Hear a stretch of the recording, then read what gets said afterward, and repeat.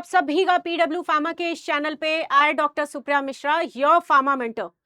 तो बेटा आप सभी को एक इंपॉर्टेंट इंफॉर्मेशन बतानी थी कि GSSB की तरफ से नोटिफिकेशन जारी किया गया है रिगार्डिंग जूनियर फार्मासिस्ट के लिए फॉर 266 वैकेंसी का अपडेट जो है जो कि आया हुआ है। तो इसके लिए क्या कुछ डिटेल्स है हम बात करते हैं। चलिए, तो फर्स्ट ऑफ ऑल आपको GSSB.gujarat.gov.in इस पे जाना है वेबसाइट पे, और वेबसाइट आपका कुछ इस तरीके से ओपन होके आ जाएगा। और वेबसाइट जैसे ही ओपन होगा तो आपको ऑल डिटेल्स में जाना है। तो ऑल डिटेल्स में आप जाके देखोगे तो यस, इंपॉर्टेंट लिंक्स कुछ इस तरीके से आपको दिखाई दे देंगी। तो इंपॉर्टेंट लिंक्स में 6th को आपका ये नोटिफिकेशन जो है जूनियर फार्मासिस्ट का ये मेंशन किया गया है। यहाँ पे ये देखिए, जूनियर फार्मासिस्ट वर्ग 3 का नोटिफिकेशन अपडेट, जैसा कि आप सब देख पा रहे हो। तो यस, नोटिफिकेशन ओपन हो गया। गुजरात गौड़ सेवा पसंगनी मंडल गांधीनगर की तरफ से वर्ग 3 जूनियर फार्मासिस्ट की वैकेंसी का अपडेट जो है आप सभी को यहाँ पे देखने को मिलेगा। अब यहाँ पे वेबसाइट की डिटेल्स यहाँ पे मेंशन की गई है। वेबसाइट आप दोनों जो है वेबसाइट चेक कर लीजिएगा। इस वेबसाइट पे जैसे ही आप जाओगे तो फॉर्म जो आपको फिल करना है, इसकी स्टार्टिंग डेट जो है जो कि स्टार्ट हो चुकी है, दैट इज 6 जून 2026, और लास्ट डेट इज 25 जून 2026 जो है ये आपकी रहने वाली है। तो ये कुछ डिटेल्स जो है आपको ध्यान रखना है। चलिए, अब हम बात करते हैं कि नंबर ऑफ वैकेंसीज जो है कितनी है और किसमें कितनी कितनी वैकेंसीज मेंशन की गई है। तो जूनियर फार्मासिस्ट वर्ग 3 के अकॉर्डिंग अगर हम देखें तो 266 वैकेंसी का पोस्ट है बेटा। और जिनमें सामान्य वर्ग के लिए अगर हम देख रहे हैं तो सामान्य वर्ग के जो कैंडिडेट्स हैं उनके लिए 138 रहने वाला है। EWS के लिए अगर हम देखें तो 26, और वहीं पे अगर अनुसूचित जाति के लिए देखें तो 13, और अनुसूचित जनजाति के लिए आपका 25, और इसी तरीके से आपके नेक्स्ट के लिए जो वर्ग के लिए जो है OBC के लिए आपका 63 वैकेंसी की अपडेट्स के साथ में आप सभी को देखने को मिल रहा है। और यहाँ पे आपको फीमेल कैंडिडेट्स के लिए रिलैक्सेशन दिया गया है। PWBD जो कैटेगरीज हैं उनके लिए यहाँ पे सारी डिटेल्स मेंशन की गई है, आप यहाँ पे देख लीजिएगा। ठीक है, डन। चलिए, 5 इयर्स का रिलैक्सेशन जो कि देखने को मिल रहा है।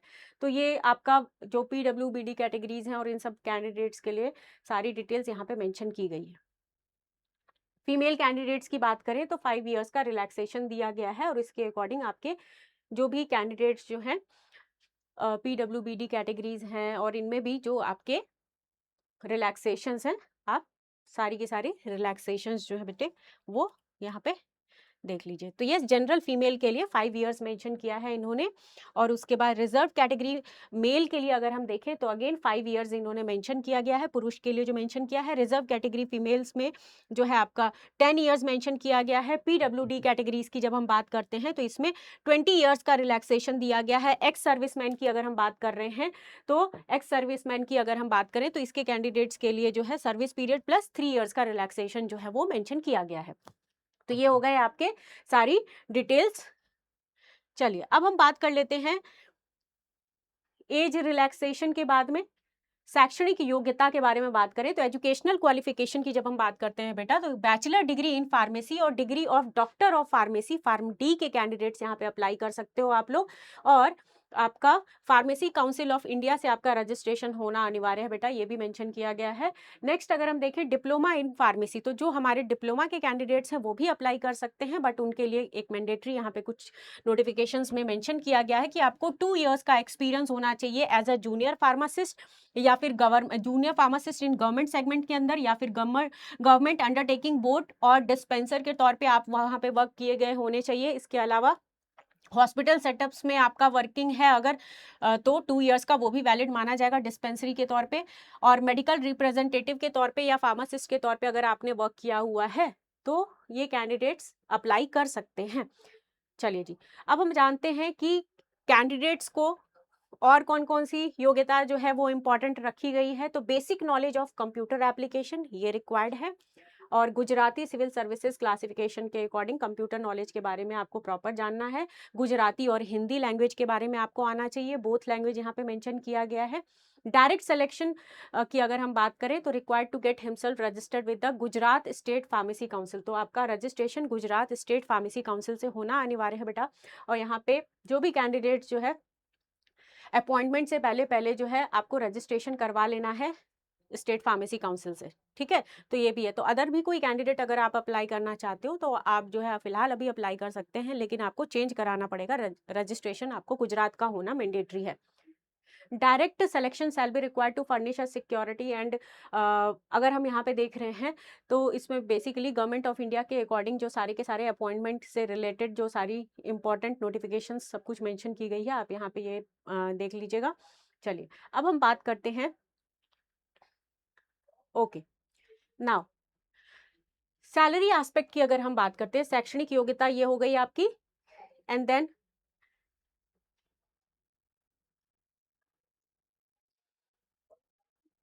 ओके सैलरी एस्पेक्ट की अगर हम बात करते हैं तो सैलरी एस्पेक्ट में अगर हम देखें तो जो भी हमारे कैंडिडेट्स हैं भाई, सैलरी के पॉइंट ऑफ व्यू से अगर आप देखोगे तो इसमें कुछ रूल्स एंड रेगुलेशंस हैं कि फर्स्ट 5 इयर्स तक आपका 40,000, फर्स्ट 5 इयर्स की अगर हम बात करें तो आपका 40,000 जो है ये फर्स्ट 5 इयर्स के लिए रहने वाला है, ठीक है।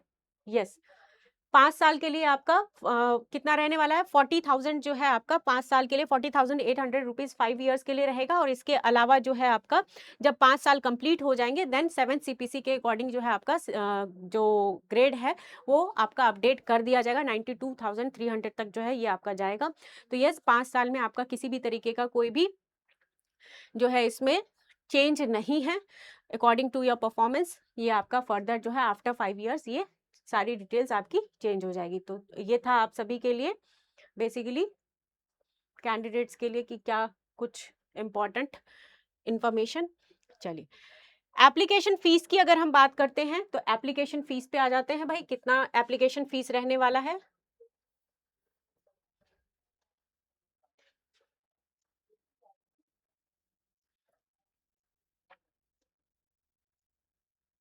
चलिए एप्लीकेशन फीस की अगर हम बात करें तो जनरल कैटेगरीज के लिए आपका 500 रुपीज़ रहेगा, और वहीं पे जब हम फीमेल कैंडिडेट के लिए और जो भी कैंडिडेट्स जो हैं आपके अकॉर्डिंग टू द अनुसूचित जनजाति और ये जो रिजर्वेशन वाले कैंडिडेट्स हैं उनके लिए 400 रुपीज़ जो है वो मैंडेटरी किया गया है।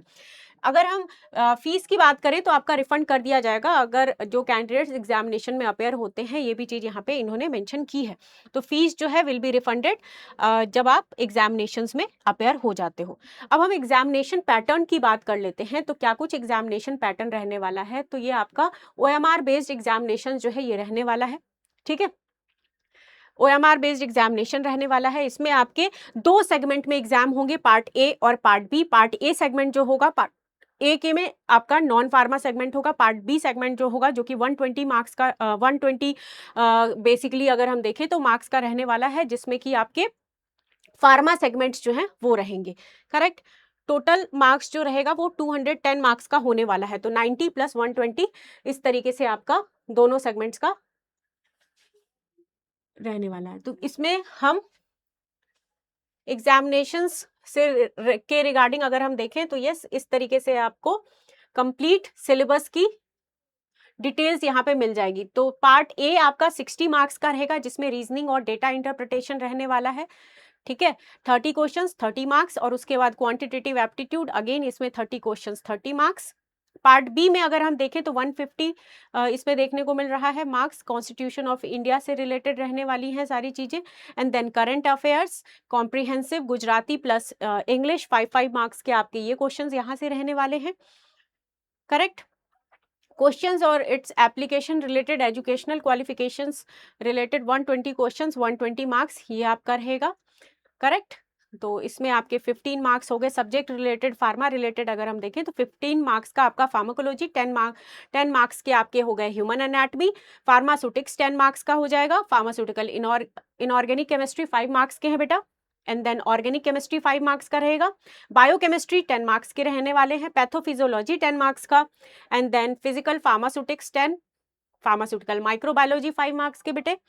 उसके बाद आपका नेक्स्ट जो है सब्जेक्ट इज मेडिसिनल केमिस्ट्री, जो कि आपका 10 मार्क्स का रहने वाला है। देन फार्माकोग्नोसी जो कि अगेन 10 मार्क्स का। फार्मास्यूटिकल जूरिस्प्रूडेंस 10 मार्क्स के रहने वाले हैं, और इसके अलावा करंट ट्रेंड और रिसेंट एडवांसमेंट ये भी आपका 10 मार्क्स का जाएगा।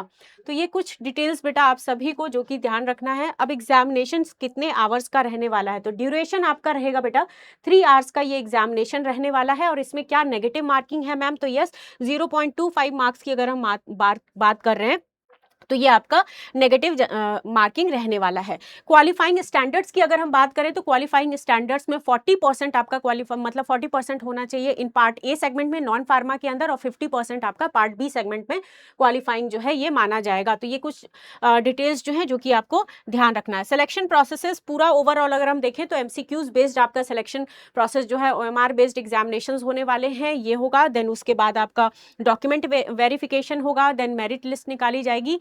तो इस तरीके से आपका ओवरऑल जो है अपॉइंटमेंट लेटर जो है बनेगा। तो ये था आप सभी के लिए GSSB की तरफ से जूनियर फार्मासिस्ट की वैकेंसी के रिगार्डिंग में अपडेट। तो इसी तरीके के मोर अपडेट्स के साथ में बेटा जुड़ेंगे हम PW फार्मा के साथ में। और जो भी कैंडिडेट्स आपके प्रिपरेशन करना चाह रहे हैं फार्मासिस्ट एग्जामिनेशंस के लिए, तो उनके लिए स्पेसिफिकली जो है बैच भी है, संजीवनी बैच जो है यूट्यूब पे चलती है। और इसके अलावा पेड बैच जो है आपका, जो कि pw.live पे जब आप जाओगे तो पेड बैच में भी आप एनरोल करा सकते हो। तो ये था आप सभी के लिए फार्मासिस्ट एग्जामिनेशंस के लिए। तब तक के लिए आप सभी से अलविदा करते हैं। Thank you everyone.